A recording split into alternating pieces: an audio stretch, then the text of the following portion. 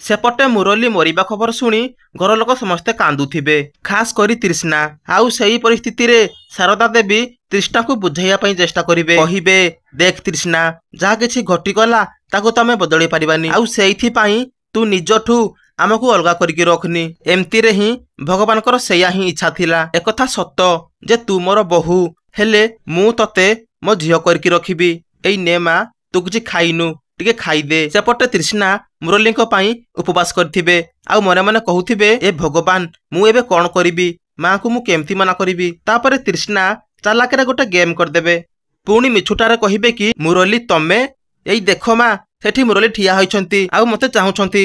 Sethu Sharda जेतेबेले देखंती door पाखे केही भी नथंती, आउ सेई समय रे इंद्राणी तृष्णा को कहिबे नाई माँ निजकु टिके संभाल, मुरली आउ नाहांती, आम समस्तଙ୍କ ठारू से अलगा होई सारछंती, तू टिके संभाल माँ।